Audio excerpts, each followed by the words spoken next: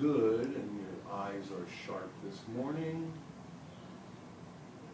you can start to see these little bubbles, just a little bit in the duodenum. Very important cell or tissue, goblet cells.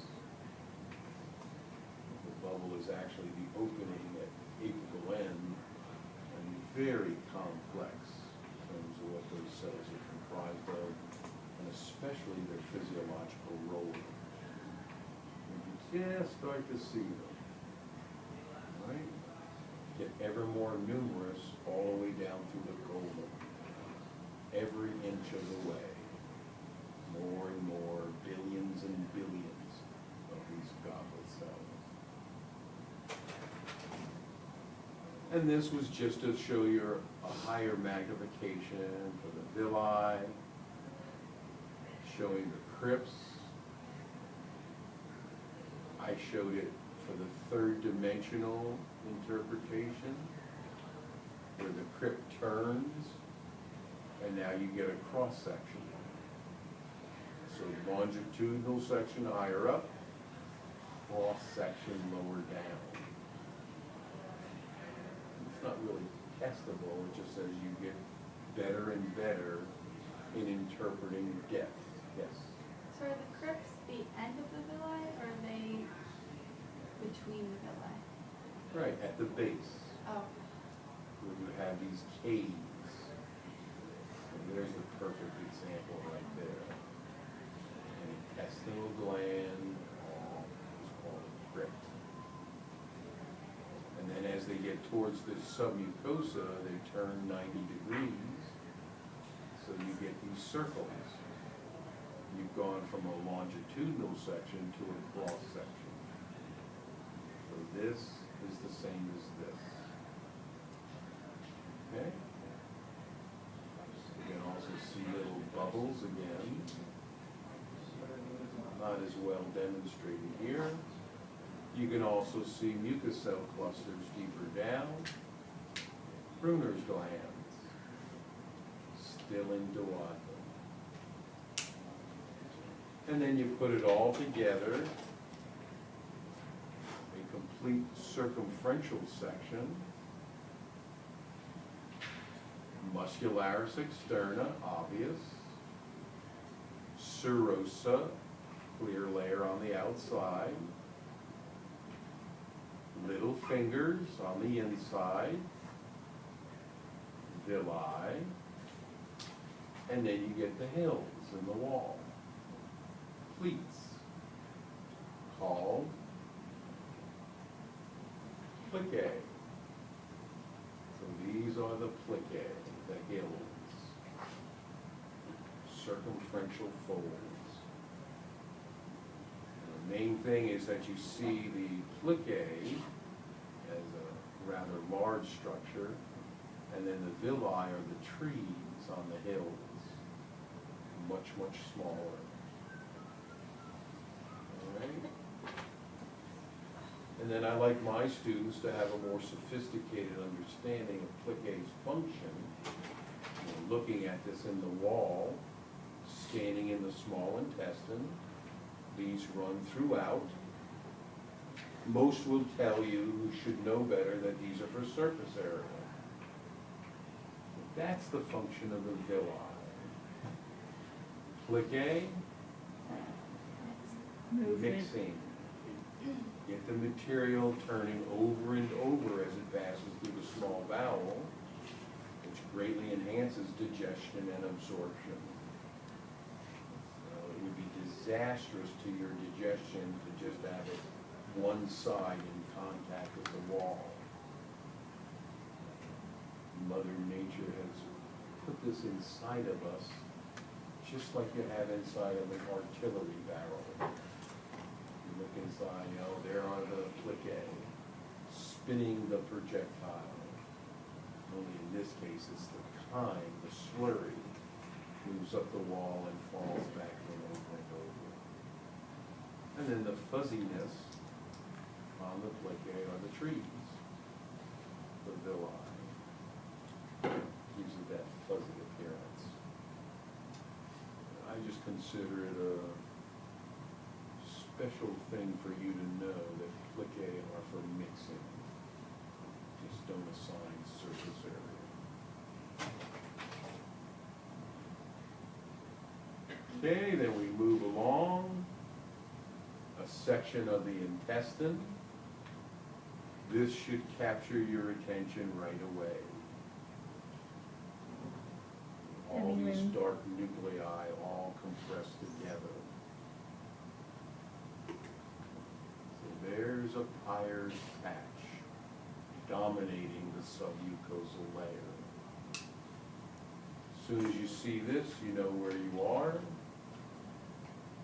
Ileum. So Peyer's patch always equals ileum.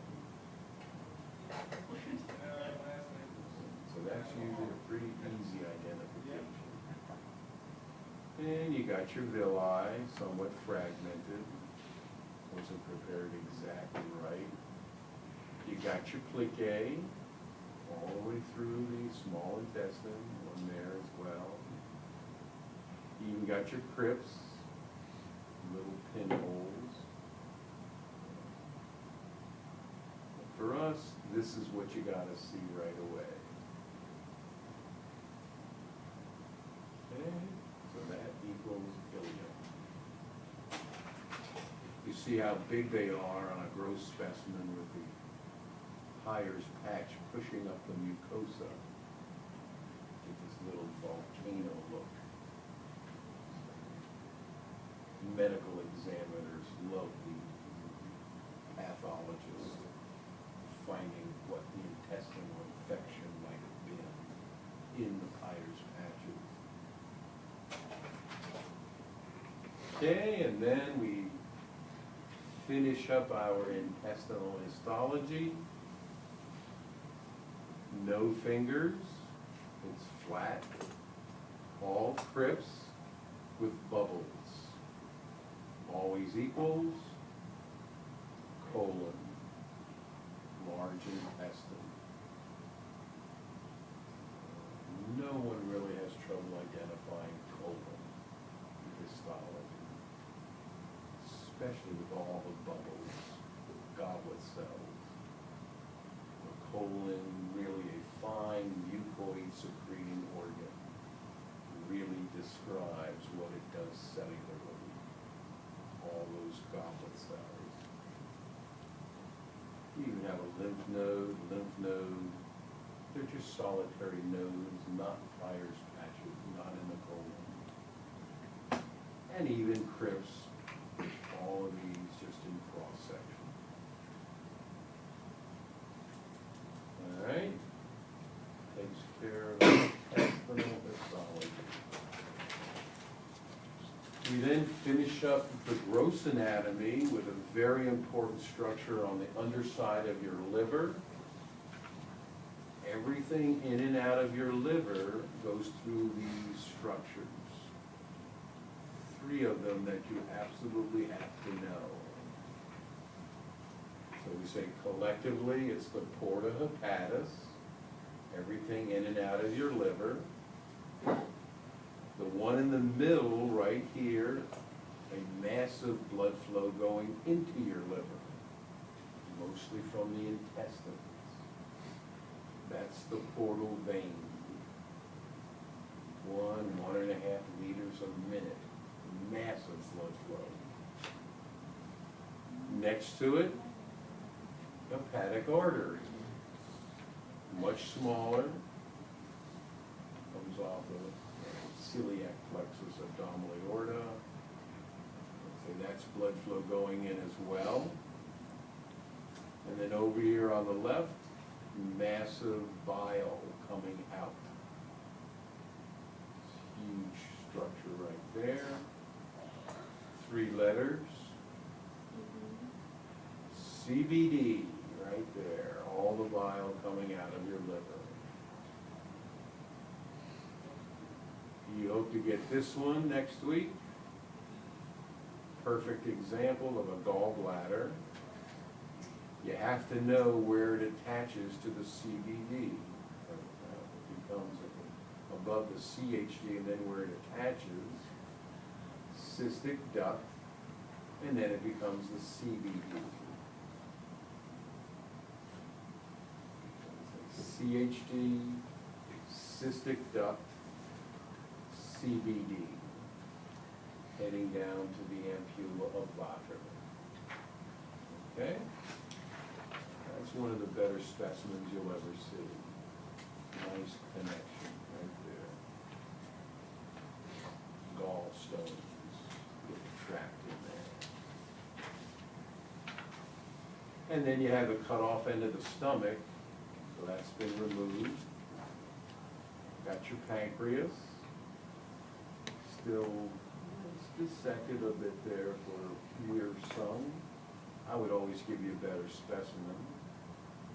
Opened up the duodenum right here. Seeing some plicae, the pleats is there. And then even over here, I won't ask you about it, but just the left, you got spleen. And then this coming out from in between the lobes. Seen from underneath. Falciform ligament. I could ask you more than once. You'd see it from the outside or from underneath, but that's falciform ligament. It's out between the right and the left lobe of the liver. Okay, that takes care of all the gross. Finish up the histo with liver. This is just setting up the lobule size. Magnify, and now you get this porous-looking tissue. The low mag, so okay, it's got these channels, which you see better.